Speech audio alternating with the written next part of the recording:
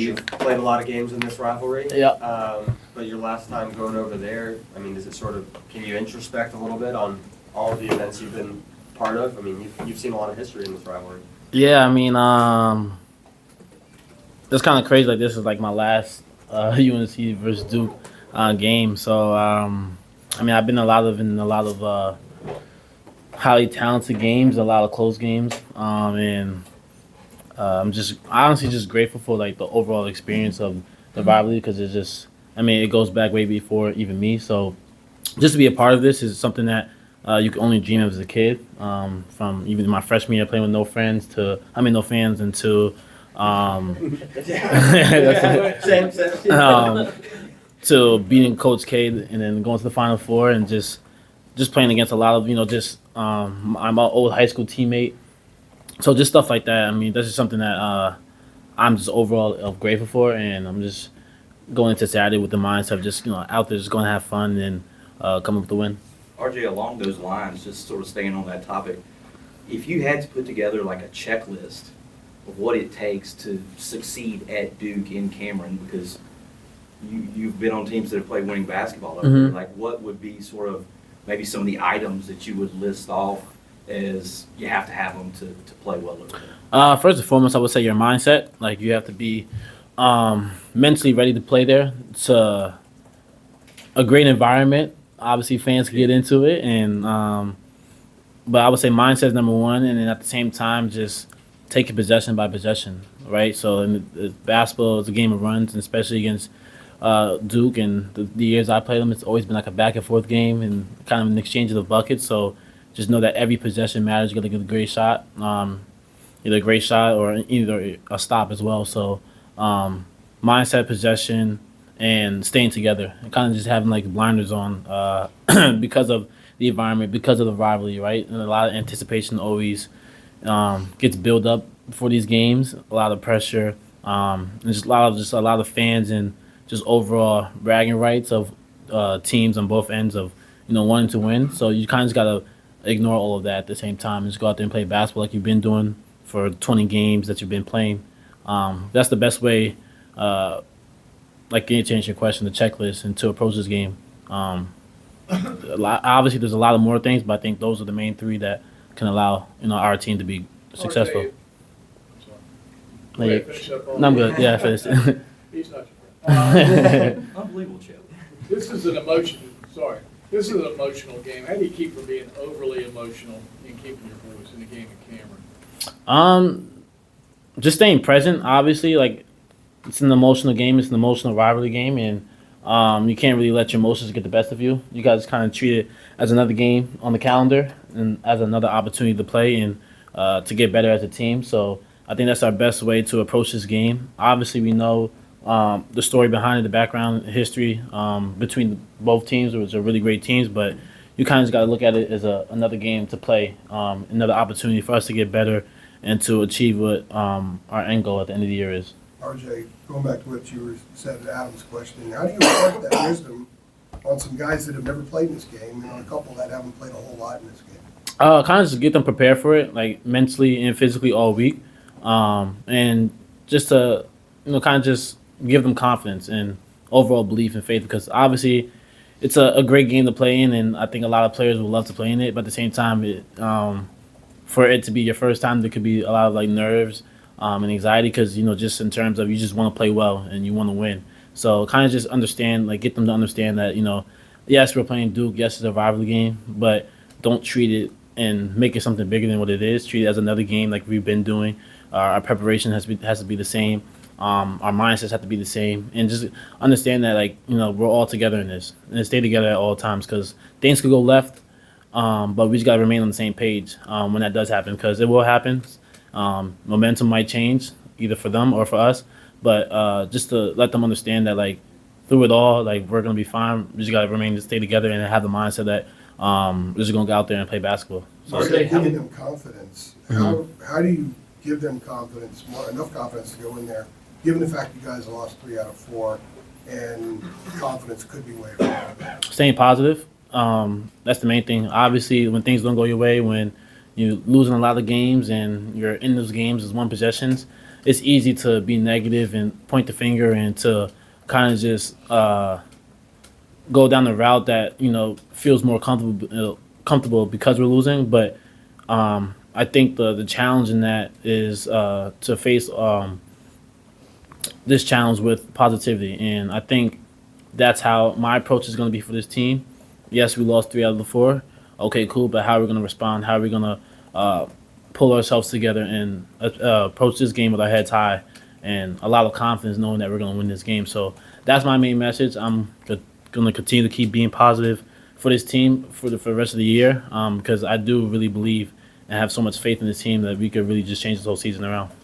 Along those lines, the experience that you had in 2022, where you guys were in a similar situation to where you are now, clicked on something and just rode that momentum all the way into April, does that help you in telling these guys, hey, look, I know that this can happen. We've done this before, and how much would a win over there at Cameron kind of maybe be a springboard to something like that? Yeah, I mean, I think 2022, the year that we put together like a phenomenal run, and we went to Cameron with that whole week building up to it, it was like, we're going to win this game. And we knew within the locker room like what we had, and I think going into that game in 2022, our backs were against the wall. People didn't really believe in us, but we believed in ourselves, and that's what got us over the hump. That's what allowed us to make that run, and that's the same way how I feel about this team right now. Like, I feel like people are counting us out. People are not really believing in us. Like, we're having a hard time finishing our game strong, but I see it. I see the vision for this team. I see how we can be great, how we can overcome this little obstacle that we're going through. And that's how, as a leader and as a player of this university, I'm going to kind of just instill in them that we can do this. And we just got to take it one possession at a time, one day at a time, and just prepare the right way. Because we could literally have a flip of switch for this season. And it kind of just starts in today, our preparation for Saturday. RJ, for you, these last 3 games, shooting 50% from the field, what do you think is kind of clicking for you? Obviously, you've talked a lot about this year, just the different, ways defenses have been playing you. What's been clicking for you, do you think, in these last 3 games? I think I'm not thinking as much these past few games. I felt like I've been individually, I'm just happy for the way I've been persevering and obviously battling with a lot of mental thoughts and overthinking, second guessing myself while playing. Especially early on in the year. So I feel like these last 3 games I kind of just let go a little bit. I wasn't really trying to be perfect, trying to tell myself I have to make every single shot, because it's not possible. Not even Steph does that. So I just kind of just went out there, just kind of just tell myself to let go, play with a sense of freedom. And that has allowed me to kind of just be more free out there, allow my shots to go in, take smarter shots, take good shots. And I feel like I've been a little bit more aggressive. So I felt like I'm coming along again, finding myself and being more confident. Is that something you've talked with Hubert about, just of maybe taking some of that pressure off of yourself and just, like you said, playing free and just, not thinking as much? Yeah, I mean, I definitely speak to HD a lot about it. I'm so hard on myself, and I put a lot of expectations on myself to be a great player, because I know what I'm capable of. And just the amount of work I put in through, just 4 years of being here and just seeing how each year paid off and how each year I improved. I think I kind of just put a little bit too much pressure and too much, baggage weight on my back that I wasn't really playing the way I know I could, especially early on in the year. So I'm playing with, a lot of weight on my shoulders rather than just go out there and hoop and just do what I love to do and have fun. So obviously it's a lot that I put on myself because I just know how good I can really be. But I kind of just told myself to let go, and took a step back and kind of just have fun with that at the end of the day. RJ, you mentioned the mindset that you guys had in the locker room going into that game in 2024 over in Cameron, and the belief that you had. I remember Coach Davis telling you guys, showing you the Lakers documentary, was it? Yeah. Saying he's looking for a fight. How has he been in this week, sort of leading up to that? Are there any similarities, or has it been relatively status quo? One thing about HD, I mean, he's always going to remain the same. Whether it's Duke, whether it's the Lakers, like you would say, it doesn't matter who we play. He's going to always bring that fight. And that's one thing I love about him. His approach always remains the same, and he always just wants us to compete at a high level. So obviously this game means a lot, but his approach, just because it's Duke, or whether we played Elon at the beginning of the year, it doesn't change. But I'm pretty sure he will have a message for us going into practice today. But we kind of talked about it yesterday. It's just kind of just planting our feet. I think he said that message a couple of years ago, like planting our feet. This is where we draw the line, and just continue to keep fighting, and that's what we're gonna do. RJ, what needs to happen on Saturday for you and the guys to go into Cameron and get a win? I think just a sense of urgency, but then also like discipline. I think a lot of times in the last last 4 games, we've had a lot of mistakes in the last like 3 to 4 minutes, and just like kind of costly turnovers or bad shots or just a missed defensive possession that just can't happen. That just shows like our attention to detail has to be better. So going into the Saturday, like I know we can score the ball, but it's really our attention to details that's gonna separate us to come out with a win. Last couple for RJ, please. This may be the best combination of talent, size, and the way defense since maybe all of them. How do you guys deal with that sort of disadvantage? Just relying on our strengths. We're athletic, we're quick. We can play in the open floor, and we're really good on defense when we're talking. We're all bought in, and I think that's shown throughout the games that we played well and put together a lot of great defensive possessions together. So we're gonna have to do that on a consistent basis going into Saturday because I know we're capable of doing it. We have the talent from the starting guard all the way to the starting big, even the bench players. So we're just going to have to rely on our strengths a lot this weekend, and just go with a sense of just trusting each other. Last one. What have your last couple days looked like, just you personally, since you guys got back from Pitt? Because talking to you the other night up there, it kind of seemed like you were more down than I've seen you after a game this season. I remember you saying what feels like the same movie over and over again. Like, have you changed anything up the last couple days since you guys got back, just personally, or just what have you sort of done? Yeah, I mean, it was frustrating because it was like another game like we should have won. We're up 1, I think like with 40 left or something like that. Like I said, it was like the same movie over and over again. So another 1 possession game that we should have won. So obviously I was just after the game a little bit frustrated because it's like we put ourselves in good positions to come out with a different outcome, and that outcome is winning. And then we just kind of just shoot ourselves in the foot. So I was just frustrated with that. But what I've been doing the past couple of days is kind of just what I've been doing for the past 4 games where I felt like individually, mentally, has been working for me. Is kind of just staying present and being positive. Yes, we lost, but look back at the film like another like teaching point, and just see like where things went wrong, and to kind of just prevent that going to the next game, and kind of just like having fun with it. Like I know it's hard to have fun in the midst of things because it is frustrating. Like no one wants to lose, but you kind of got to find yourself and kind of lose yourself to have fun with it, even though when things are going your way. So that's what I've been doing the past couple of days, and I'm just going to continue to keep doing for the rest of the year. All right, thank you. Jay was just talking about imparting wisdom on some of you guys that have not played over at Duke. He's won 3 times over there. Yeah, so what are some of the things he's told you guys to kind of get you in the right frame of mind to head into what you're going to experience Saturday? Just going there, and I would say for me, just focus on us. There's gonna be a lot of other things going on with the crowd and like just the history that these 2 programs, these 2 schools have. But just going there and focus on us and what we could do to win the game. Has he said anything about a couple of years ago when that team was in a similar situation you guys are in? They went in there, Coach K's last home game and beat them. It sort of triggered their spark to the title game? Yeah, for sure. This win for us, I expect we're gonna win, but it's gonna be huge. To kind of jumpstart something that can be great in going forward. And, like, what was your perception of the rivalry before you got here? And do you have any like personal favorite moments growing up? Games you watched, moments you watched, players, anything? Not any personal favorite moments, but I do understand the rivalry. I understand how big of a game this is and for the 2 programs, and I'm just looking forward to go out there and play. And how do you guys stay confident considering you lost 3 out of 4, you've been having frustrations in 1 possession games, and has that been difficult to stay confident? Sometimes it's definitely, kind of frustrating. Definitely losing is like always frustrating, but we just trust each other. We trust coach, we trust each other, and we believe in the work that we put in. So we know what we do, we know what we work on, so just go out there and do it.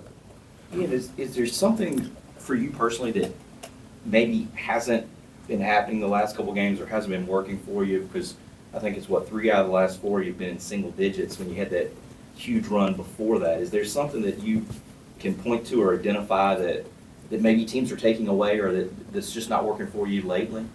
Not anything particular, you know. It's just that kind of stretch, you know. And yeah, it's basketball. It happens, you know. The same way I was scoring 20, same way it can go bad a little bit. But I'm all right, you know. I'm fine. My confidence is still super high, and my teammates trust me. I trust them, and we go out there and believe in playing my game. Yeah, you said, I was going to say, that doesn't seem like much affects your confidence. Yeah, nah. Either way. Absolutely, you know. I believe in the work I put in, and I think I'm the best player on the floor every time I step on the floor. Duke has tremendous positional size and length. As going against a team like that, a big team, how does that adjust what you have to do offensively or what the team has to do offensively? I feel like we have to be more disciplined on the smaller details, especially with the size they have, you know. On offense, being disciplined, doing the right things, making the easy play. And on defense, just being in the right spots. Ian, you were in the same McDonald's class as Cooper Flagg, who's obviously, doing what he's doing over at Duke. I guess having time to, sit and really look at it, you see the highlights and everything, but sitting to really, look at the tape, what's kind of allowing him to have the season that he's been able to put together? He's a great player, you know. I feel like you can do it all on the floor, whether he's scoring or defending. I feel like he always has a way to impact the game, and I feel like him knowing that scoring is the only way to impact the game or on the offensive end helps him a lot. His motor is high. He's just a great player. For you guys, since he does do all those things like you said, I guess what is the key to containing someone that does have his hands in several different elements of the game? Just focus on the scout. You know, there's things that he doesn't do well that we gotta kind of force him to do and get him to do. And you can't let his defense impact so much that where it's trickle down to his offense and get him going. So just focus on what we got to do, our disciplines, our scouts, and get it done. Did Duke recruit you at all? A little bit, yeah. What was kind of the differentiating factor between UNC and Duke in that decision? Not to say it was down to those two. Mm-hmm. What kind of separated the two? I would just say Coach Davis. You know, ever since I met Coach Davis, he was someone I went to play for. No matter who was like really in the conversation at the time, I met Coach Davis, and I kind of knew from there that's all I want to play for. Do you have any sort of?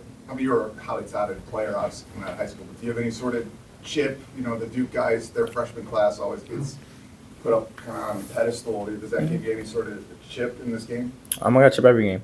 I want to go out and play every game and play the best I can play. Go out there and try to prove something every time I go out there on the floor. And whether we playing Duke or whoever, it's chip every game. Ian, as a younger guy, wondering if you could, or if you have perspective on Duke's recruiting success. Over the years, they do seem to get their share of highly talented guys. Carolina does too. Mm-hmm. But what do you think it is about maybe the way they run their program or how they do things that appeals to kids coming up? Like I said, the history behind the school is great. They have a long history of putting guys in the NBA, and I guess to recruits, that's like eye-opening. I want to be one and done, not aspire to be one and done. So that school has a history of doing that, so they go there again. Ian, do you, having grown up playing against like Cooper and those guys that are Duke freshmen, do you keep up with those guys? Do you guys talk or communicate? Since you've been playing against them for years, obviously. Mm-hmm. Not too often. Not too often.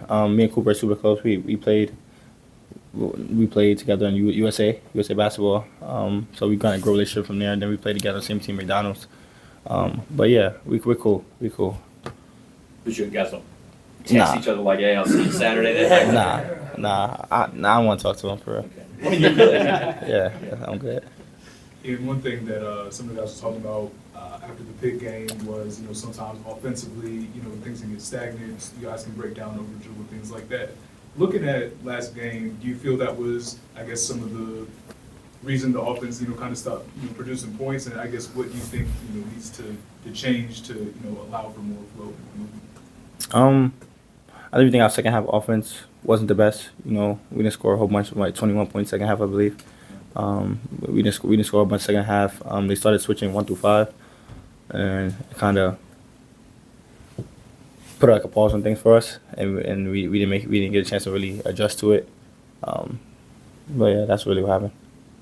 Knowing that Duke also does that, though, does that give you an opportunity to kind of look at what didn't work and try and iron it out? Absolutely, absolutely.